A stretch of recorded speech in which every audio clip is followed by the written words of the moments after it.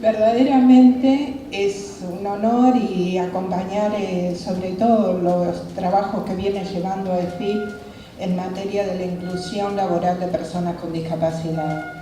Lo que acabo de mostrar es un video institucional propio de ADAJUS, o ADAJUS, como gusten llamar, en la cual se muestra adecuaciones.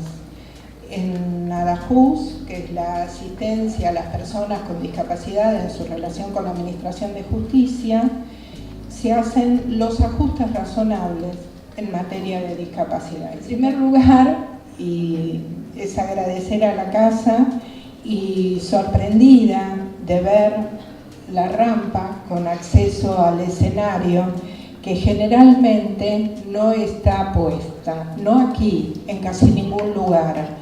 Eso también habla de la ideología de lo que es el espacio público. Las personas con discapacidad no tienen acceso a los escenarios. Esto acá en la EFIP no se da y ahora tampoco aquí. Así que bueno, muchas gracias. Las jornadas que iban a realizar acá en la EFIP, dije, ¿de qué puedo hablar yo en materia de trabajo? Y desde luego que desde el campo de la antropología lo que puedo hablar es de simbología. Y una de las que me llama la atención es justamente esta y todas, que recién lo hablábamos con Leo y Hugo antes de ingresar. Todas remiten al cuerpo, todas remiten al cuerpo, siguen siendo símbolos de los viejos paradigmas relacionados con la discapacidad. No hay una innovación de la simbología en materia de discapacidad. Yo entiendo, y sobre todo trabajando en el ámbito de justicia, que hay una necesidad imperiosa de clasificar. Esto también es parte de lo que significa clasificar a personas. Nos clasifican todo el tiempo. ¿Por qué? Justamente por algo que dijo antes el doctor Manes, la escritura. La escritura necesariamente debe clasificar al otro para que el otro que lee ese escrito pueda comprender de qué y de quién se habla. Y la ley en nuestro país y en la gran mayoría de las culturas, no en todas, es escrita. Y si la ley es escrita, tiene que clasificar. Y en el momento de la clasificación nos encuadran. ¿Y cuál es el problema mayor del encuadre o del enfoque que nos dan cuando nos clasifican? No nos mueven de cuadro. Creen que somos solo eso y exclusivamente eso. Y dentro de esa clasificación también entramos en lo que significa el mercado laboral. Entonces, en el mercado laboral piden, y lo hemos visto en avisos clasificados acá y de otros países, se requiere persona con discapacidad motriz que sepa inglés. No están buscando un profesional, sino que deben tener probablemente el edificio adecuado y adaptado para discapacidad motriz de miembros inferiores. En el video se pudo ver que tenemos una compañera con discapacidad motriz de miembros superiores. Requiere otro tipo de ajuste. Ella simplemente requiere de una banqueta más alta para poder escribir y venir en pantalones a trabajar, porque si no, no se va nadie.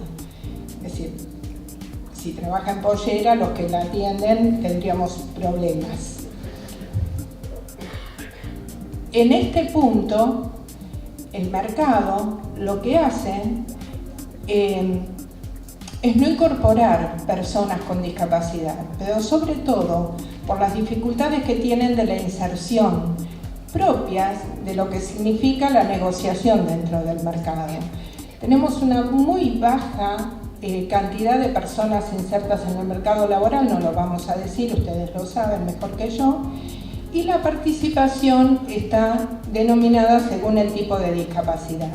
Recuerdo hace muchos años cuando aquí mismo en la FIP me dicen, búscame chicos jóvenes con secundario con discapacidad que puedan ingresar. Oh, dije, estoy en la mía rápidamente en una asociación, en la Asociación de Sordos de Ayuda Mutua en ASAM, hicimos un listado, sin preguntar quién era quién, solo si tenían secundario.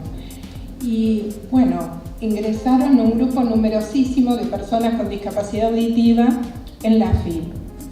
Y hoy no solo es esa prestación, se incorpora una nueva profesión, que es la del intérprete en el mercado laboral. Como bien lo contó Gustavo, hubo una necesidad de inclusión de la comunicación entre estas personas. En el primer empleo lo que se nota por sobre todo es la ausencia de redes sociales. El doctor Manes justo habló de redes. ¿Qué requerimos las personas para trabajar en general? Amigos, por sobre todo amigos y sobre todo en Argentina. Pues el amigo de mi amigo es músico y está genial para tu banda, pero no es que se conocen entre sí. Si es el amigo de un amigo, ¿qué le pasa a una persona con discapacidad, amigo? ¿Qué le pasa a una persona con discapacidad? Tiene un grupo de amigos, pero mucho más reducido en cuanto a la red social. El grupo primario es el que generalmente ubica a la persona con discapacidad en el empleo. El padre, la madre, el hermano, un tío. Pero es un grupo, no es el amigo del amigo. ¿Por qué? Y si hablamos de algún tipo de discapacidad en particular, como la intelectual o la auditiva, los grupos de amigos están insertos en la escuela, surgen del ámbito escolar, que tienen la misma discapacidad que él, si fueron a una escuela especial.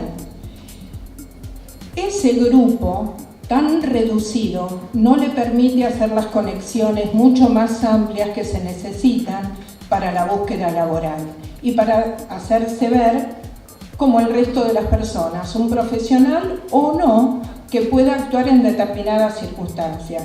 Miren, tal es la invisibilización que hace lo cotidiano con respecto a la discapacidad, que voy a contar una incidencia laboral. Hace muy poco los compañeros del equipo de trabajo de Abajus querían sacarse una foto entre sí. Era un cumpleaños, bueno, nos sacamos una foto. La que estaba más cerca de poder tomar una mejor foto era justamente una compañera que nació sin brazos. Y otra de las compañeras le dice, pero vos, fulana, que estás más cerca, saca el brazo y saca la foto. Nadie se sintió mal en absoluto. Esto es, lo cotidiano hace que la vean como la profesional que es y olviden que ella tiene una discapacidad motriz. Esto es para nosotros maravilloso. Entre los compañeros ciegos permanentemente hablamos, che, mañana cuando veas la causa de, o cuando veas el artículo de, sí, obvio que no ven, la gente siente temor a hablar con las palabras que se usan en lo cotidiano. Las personas con discapacidad auditiva es otro tren, porque entra en juego lo que es la comunicación. Y así como dijo antes el doctor Manes, en la evolución, el hombre tuvo la facilidad de hablar a través del sonido, porque si no, no puede agarrar el arco y la flecha y tirar. Y para decirle a otro, ahí viene, imagínense hablando con las manos no pudiendo cazar. Es decir, hay una instancia de necesidad y facilidad en la comunicación. Pero esta plasticidad neuronal que él mismo también habló, hace que las personas con discapacidad auditiva generen una modalidad comunicativa diferente. Otro de los inconvenientes que nosotros percibimos en materia de discapacidad e inclusión laboral es la población femenina con discapacidad. Y ni hablemos si tienen hijos, que cómo van a ser, que los jardines maternales, que no están preparados para que las mamás ingresen, no ingresen, cómo se comunican y cómo no se comunican. Cuando hablamos de redes, Mayer, que es un sociólogo y antropólogo, distingue entre las dos categorías que hablábamos antes, entre red y conjunto. Las redes son las relaciones personales que forman el campo familiar, vecinos, amigos, basadas en uno, ¿no? Y el conjunto son las que son más amplias que esa red. Son aquellas que a veces los propios familiares nuestros no conocen. Y esto es lo que en este campo no ingresa la mayoría de las personas con discapacidad. El primer grupo, nosotros tuvimos la fortuna de hacer un trabajo para Salud Investiga. Y por razones laborales tengo la facilidad de viajar por el país. Y he entrevistado 149 personas con discapacidad auditiva, que fueron las que se me encomendó para hacer el trabajo de inclusión laboral.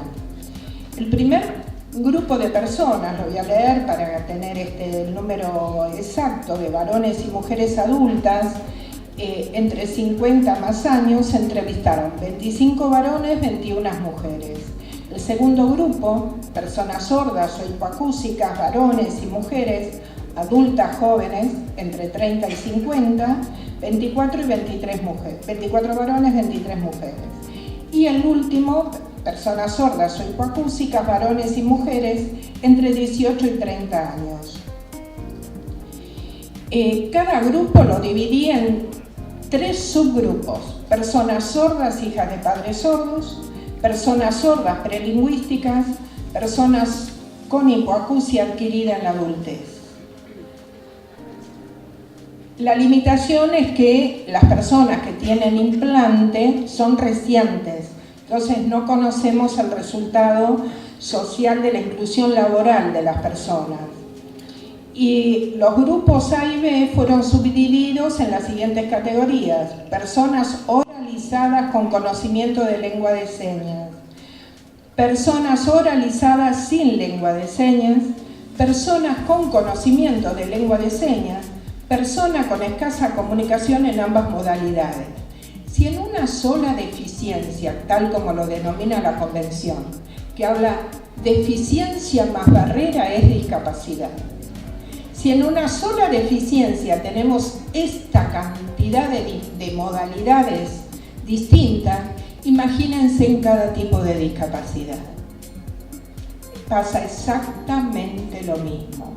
Por eso, buscar la modalidad individual del ajuste es lo que nosotros pretendemos desde la justicia al menos. La práctica médica, con intervención y sin intervención, tuvimos hasta los 18 años, que es cuando termina más o menos la productividad de los padres, la inserción laboral era de un 18%.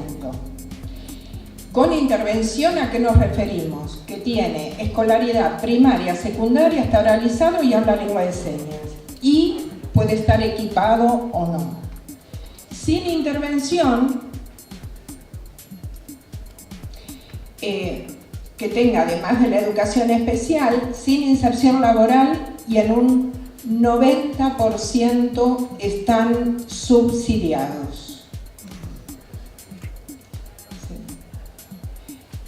En total, bueno, fueron 149 personas y en casos puntuales hubo aportes de los familiares que nos comentaban cómo era la inserción laboral y también se entrevistaron a los jefes de estas personas. La realidad en nuestro país es muy diferente.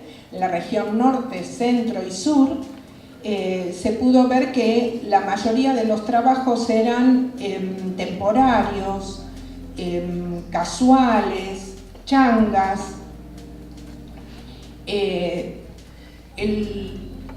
La incapacidad de accionar ese capital social que todos tenemos. ¿A qué se le llama capital social? Lo que dijo Manes, el cerebro mucho antes que el capital económico. Si nosotros tenemos capital social, tenemos puertas abiertas hacia donde vamos.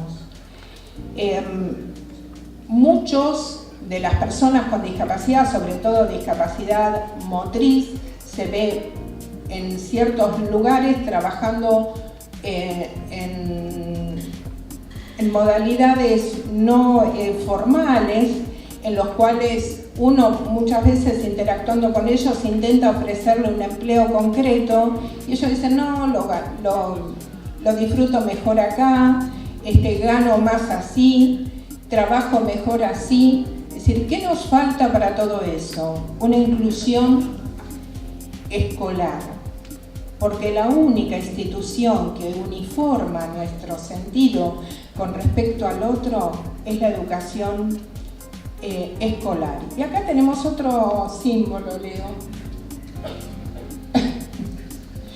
que lo venimos discutiendo también porque si bien este es el último que se propone para el tema de la discapacidad,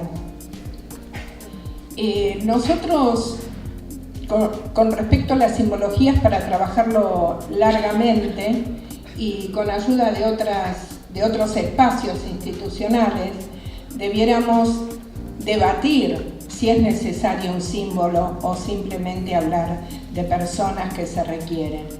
Uno de los puntos cruciales en materia de discapacidad es la confianza. Las personas no tienen confianza que las personas con discapacidad puedan rendir absolutamente en sus trabajos o que puedan dar en sí todo lo que pueden.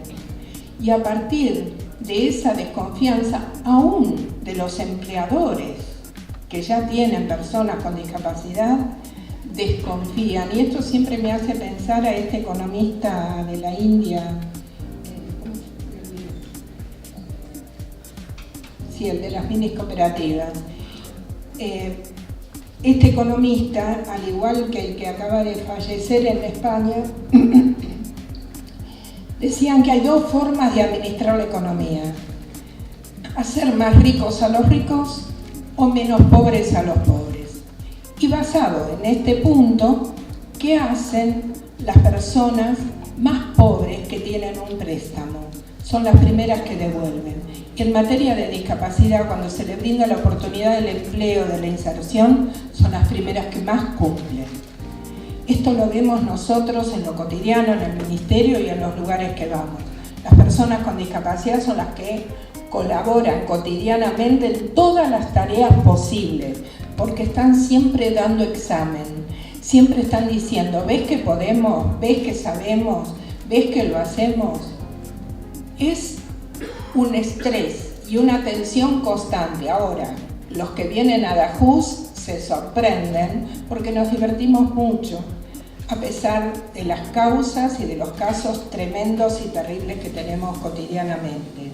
Hoy a la mañana, el lunes, tuvimos una causa que comenzó a las 9 de la mañana en Morón, doctora Cuña, a las 9 de la mañana en Morón y terminó a las 7 de la tarde por pedido de su señoría, porque nos vio agotadísimos con 15 minutos de receso, nada más, 2 vasos de agua en todo el día, y que tuvimos que pedir un cuarto intermedio hasta el día de hoy. Caso, abuso de menor. Otros casos de homicidio, tenemos variado. También tenemos algunos casos graciosos, pero todas, en general, remiten a la confianza del que está declarando. Si es una persona con discapacidad, y dudamos en un principio que esté en sus cabales, lo digo entre comillas, en sus cabales para poder declarar o no determinadas circunstancias dentro del campo de la justicia. Lo mismo ocurre en el empleo. Se duda siempre del rendimiento. Y bueno, ¿y ahora qué voy a tener que hacer? Tengo que poner esto, tengo que hacer lo otro, sin pensar que la persona va a dar mucho más justamente por la exclusión que se tiene de ella. En la EFIP se tomaron medidas y vengo, todos los que estamos acá en la mesa hace mucho, acompañando a Gustavo. No voy a hablar de la convención porque acá va a hablar Hugo Fiamberti. La AEFIP ha hecho, a partir de la inserción laboral, garantiza la formación también de las personas con discapacidad, porque ese es otro punto. Acceden al trabajo. Si es en el empleo público, no hay formación posible para la persona con discapacidad. Si se la relega y permanece en el mismo puesto hasta que se jubila. Esto es muy común. Y a través de los trabajos que hemos hecho y trabajos de investigación, lo pudimos relevar. La AFIP promueve la rotación, entre otras cosas. ¿Por qué la rotación de empleo es necesaria? Fomenta la experiencia. Si uno pasa de algún trabajo determinado para el que había sido empleado, pero después puede trabajar en otra área, va adquiriendo experiencia, además de no aburrirse y querer irse como ocurre, o como nos vienen a ver tantas personas en el caso de la discapacidad auditiva, sobre todo en el ámbito bancario, que no quieren permanecer en ciertas sucursales porque o no son comprendidos, o porque siempre me dan el mismo trabajo, mis compañeros ascienden y yo siempre estoy en el mismo puesto, tengo el mismo sueldo, me lo aumentan solo cuando hay una paritaria. Es decir, esas demandas son constantes, no solo de la discapacidad auditiva, sino también de la intelectual. Nosotros tenemos compañeros con discapacidad intelectual que trabajan dentro del espectro del autismo y que es muy bueno ver el cambio que se produjo en ellos a partir de estos años laborales, el modo en que se insertan ellos mismos en la sociedad y buscan más. Ya están deseando vivir solos, y esto es un cuestionamiento que nos hacen los padres ahora, pero dentro del equipo también hay psicólogos que fomentan este trabajo. ¿El anterior? Prioriza, en el caso de la AFIP, la formación y la inclusión también de personas jóvenes, hoy lo escuchamos a Gustavo, de solicitar y el cumplir dentro del espacio público el 4% de personas con discapacidad. Es muy difícil pensar en un empleo cuando tampoco hay accesibilidad al transporte. ¿Cómo se va al trabajo? ¿Cómo concurrimos? ¿Se contempla el llegar tarde? Con nuestra compañera hubo en algún momento que nos preguntaron, con una de nuestras compañeras con discapacidad motriz, ¿por qué no vienen los días de lluvia? Y hablamos de discapacidad motriz de miembros superiores. La respuesta fácil fue porque no trae paraguas. Se moja, no puede. Es decir, esas preguntas que son de sentido común y muy difícil de comprender de la otra parte, o hemos tenido personas que le explicaban a ella justamente qué calzado usar para no caerse los días de lluvia y que pueda venir a trabajar, como si la propia persona no hubiese intentado lo máximo posible para poder deambular un día de lluvia, no para venir a trabajar, para ir al teatro, para ir al cine, para ir a donde sea. Pero le explicaban, y era un sociólogo, que había unas plantillas especiales que la gente que trabaja en el petróleo usa y no se cae. Imagínense nuestras posturas. Nosotros somos punta de flecha en muchas situaciones. ¿Y cómo? Por supuesto no somos los únicos. Trabajamos todos y en conjunto. Pero para mí, y es una discusión profunda que se tiene que dar, la justicia y salud son los pilares sociales más fuertes, porque cuando nacemos alguien determina que estamos vivos, sea un médico, un chamán, un brujo, la partera, quien sea, y alguien nos pone un nombre. Ahí ya entramos en salud y en justicia, y cuando nos morimos alguien nos da de baja y alguien también dice que no estamos vivos. Esos dos pilares que nos sostienen al comienzo y al final de nuestras vidas, nosotros podemos obviar el ámbito educativo, pero no salud y justicia. ¿Y qué pasa con la justicia? Es la que dirime nuestros conflictos. Y si dirime nuestros conflictos, vaya si hay conflicto en el campo laboral. La inclusión es para todos nosotros, más que beneficiosa, económicamente también. Hemos hecho estudios incluso dentro del campo del turismo y el beneficio es para todos. Yo, a ver, voy a contar para los que no me conocen. Me guío mucho por las imágenes y hay muchas personas conocidas y no puedo evitar saludar, ver, sonreír y bueno, interrumpir lo que estoy hablando mientras estoy viendo. El motivo de que yo piense en imágenes es que toda mi familia tenía discapacidad auditiva.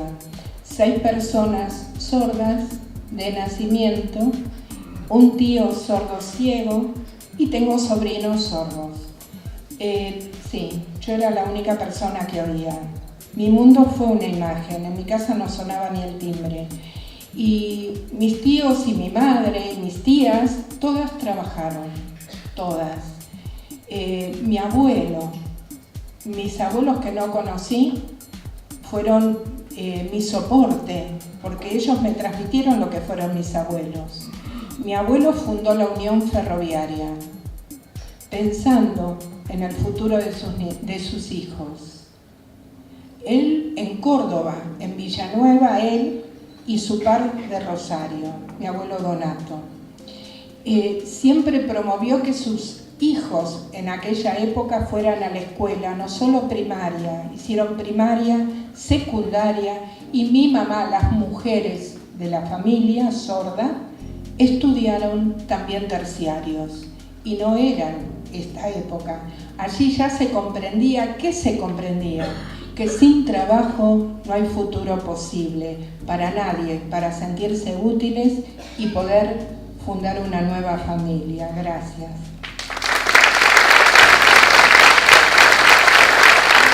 Daniela Calvaño, soy mamá de un nene especial, tiene 20 años. Por supuesto me interesaba fundamentalmente el tema de la inserción. De este 4%, lo escuché al administrador, a Gustavo, nuestro compañero. Yo estoy en la comisión directiva de AEFIP y es uno de los temas por los cuales pregonamos. Quiero contar un poco esto para decir algo. Contextualizar. Sí. Yo llego a la AFIP, vengo de lo que era la FJP. Somos las personas que, hace 7 años ingresamos a la organización. Veníamos de un mundo diferente, que era el mundo privado, en donde tanto las enfermedades, las discapacidades, en vez de ser tenidas en cuenta, se castigaban, cosa que no encontré en la administración pública y realmente me sorprendió. Cuento esto para decir la inquietud que hoy, por ejemplo, en el interior, nos generan a los papás que tenemos chicos especiales. Mi hijo tiene una patología que es psicomotora, o sea que aunque quisiera ingresar a trabajar no puede. Sí, hace varios años tuvo una autofractura. Yo empiezo a militar en la parte del sindicato porque el apoyo, nosotros tenemos un laudo que es un laudo que lo conocí en ese momento, que se debería tratar de cambiar en cuanto al cuidado de personas que tengan enfermedades terminales o demás, nuestros familiares a cargo, que era solamente 20 días, mi hijo sentó jurisprudencia, estuve 5 meses, gracias a la función del sindicato, siempre cobrando sueldo, sentó un precedente. Pero me encontré que cuando volví al trabajo, fui castigada. Castigada porque por cuidar a mi hijo, en donde se me bajó la calificación por no haber estado presente, en donde sentimos que estamos un poco siendo castigados de todos lados, desde nuestra institución, pero también desde el Estado. Porque mi hijo no tiene derecho a una pensión, porque el papá trabaja y yo trabajo, cobramos el mínimo de la asignación familiar, no tiene un lugar para insertarse laboralmente, y desde nuestra institución lo que hemos conseguido es que por faltar, por cuidar también se nos castigue. Entonces yo quería saber, desde el punto de vista, más allá que hoy estoy en un sindicato que trabaja mucho por estos derechos, se fundó una parte para justamente especificar y dar al compañero, devolver, porque allá en Rosario no tenemos un lugar donde ir, y saber qué hacer o cómo obrar cuando tenemos una persona con discapacidad y qué derechos tenemos. Yo he luchado contra un sistema que hasta el año 2000 no había ningún plan médico obligatorio.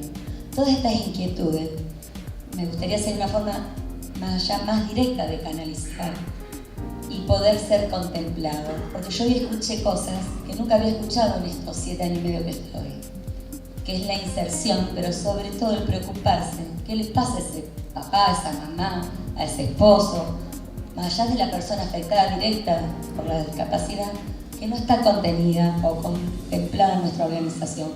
¿Cómo podemos trabajar en esto? Yo la escuchaba atentamente, llegar a la justicia. Yo he llegado para pedir sillas de ruedas, demás, pero es muy desgastante. Entonces nosotros hoy creemos que la función sería poder ayudar a estas personas. Gracias. La inquietud no es ayudar en un principio, sino que todos trabajemos en paridad y en equidad, no ayuda. Una pregunta de mi parte hacia ustedes, ¿tiene curatela? Bueno, eso es lo primero que no hay que hacer.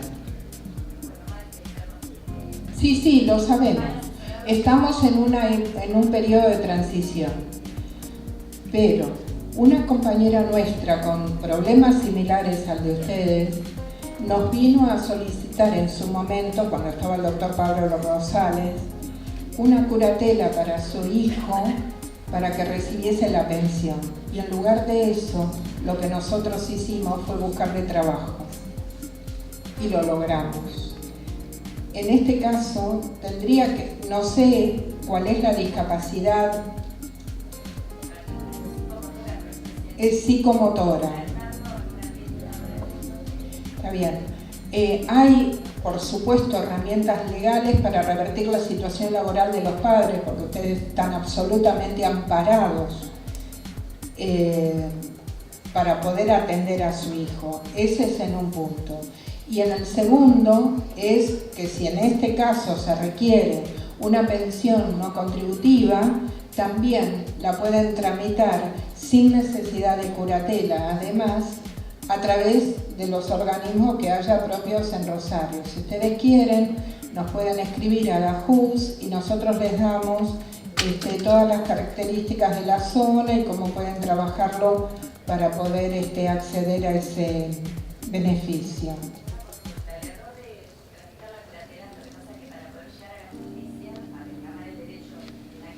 No es necesario, para llegar a la justicia nadie tiene que tener ningún certificado. El Estado tiene que atender a la persona que sea que venga adelante, es decir, sin preguntarle si tiene o no discapacidad. Es decir, la persona es persona, punto. Ese es. Y en segundo, con el certificado de discapacidad es más que suficiente.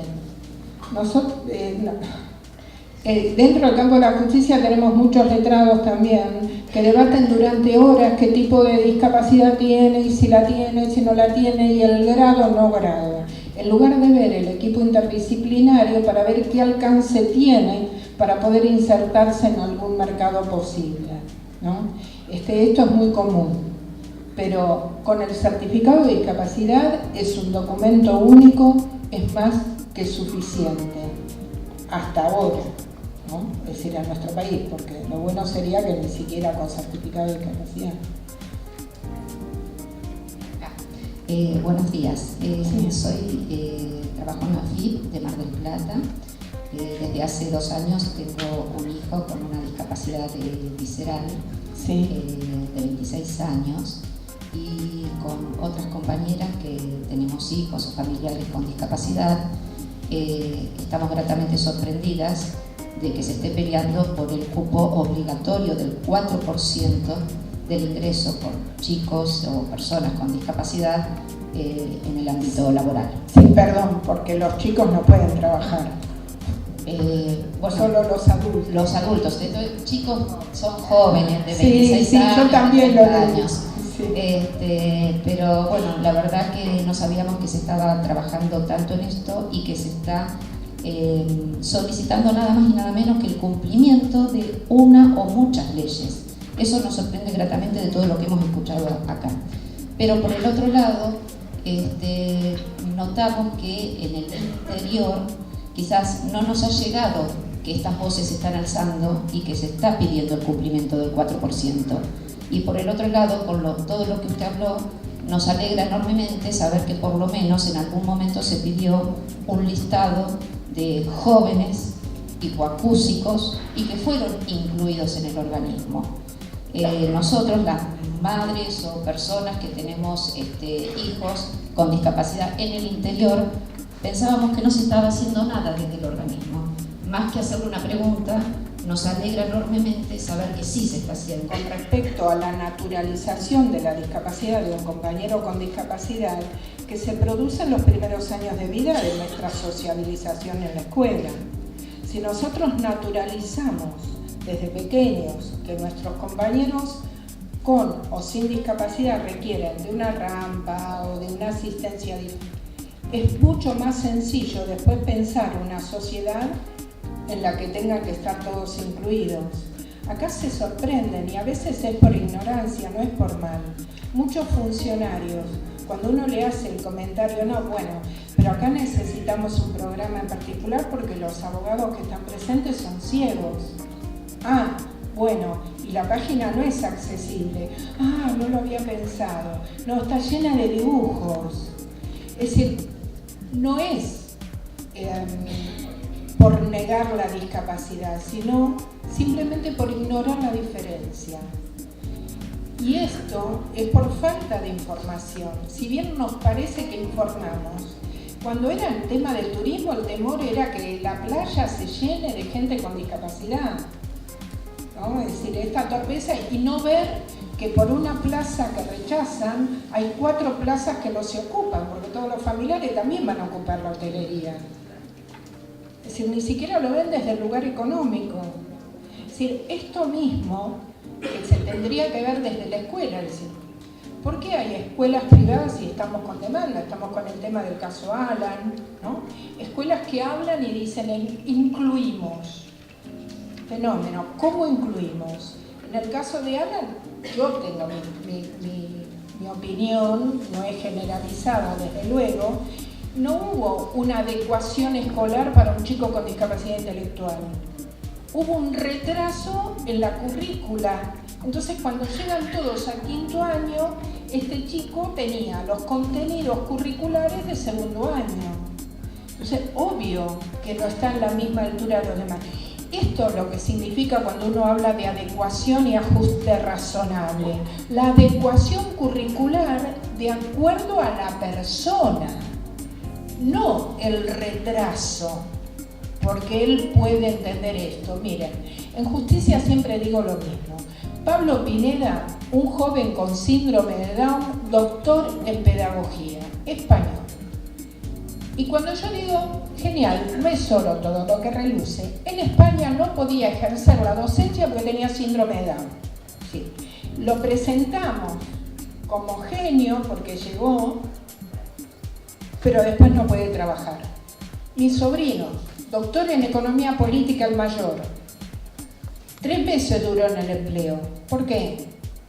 Ni bien le dijeron, ay doctor, y todos me van a entender el timbre de voz menos los sordos, ¿me arregla estos impuestos? Él se los arregló, le dijo, tiene que pagar tanto. Digamos, tenía que pagar todo lo que tenía que pagar. Él respondió de acuerdo a su criterio, no hubo arreglo de impuestos. Ese conocimiento del orden social no lo tienen ni las personas con discapacidad ni el funcionario que lo emplea. Esto es muy usual y nosotros lo vemos. Entonces, ¿qué es lo que falta? Conocimiento e intercambio. En el caso de Alan, bueno, todavía están peleando si terminó o no el secundario, si se le va a dar el certificado o no. Mi madre era profesora de historia, no le dieron el certificado docente porque era sorda, pero asistió toda su carrera. Pablo Pineda comete un delito y no puede ser juzgado en las mismas condiciones que otro chico con síndrome de Down que desconoce el acto que realizó. Pablo conoce. Tiene que ser juzgado de acuerdo a su categorización dentro del campo de la justicia. Estas diferencias, y es lo que hablaba anteriormente, habla de las particularidades de las personas. No todas las personas con discapacidad intelectual son uniformemente parejas e iguales frente a un hecho. Depende del estímulo, de nuevo. Volvemos, para mí, el ámbito de sociabilización primaria es la escuela. Y los demás, ¿en qué universidad argentina se ha incluido la materia discapacidad? El otro día, en una causa que estábamos con Elías, un abogado ciego, nos dice, se encuentra con un profesor. Che, dice, no sabía ni que existía la convención. Estaba en la defensoría el profesor.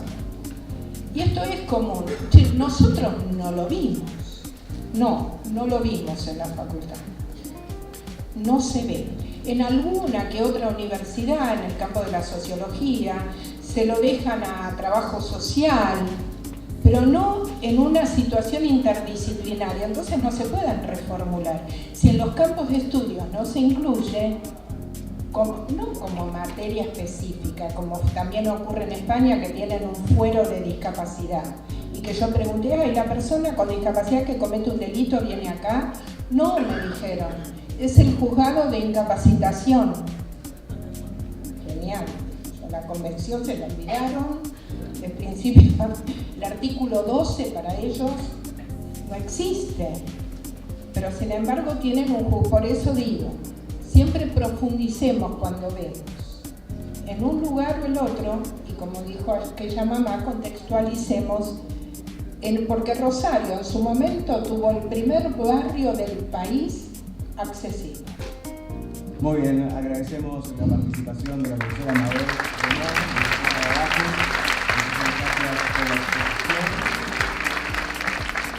Vamos a continuar ahora con el tercer disertante. Antes vamos a llamar a Gustavo Lupo para que entregue una mención a la profesora Mabel Remón por esta exposición en la 10ª jornada de discapacidad, trabajo y salud.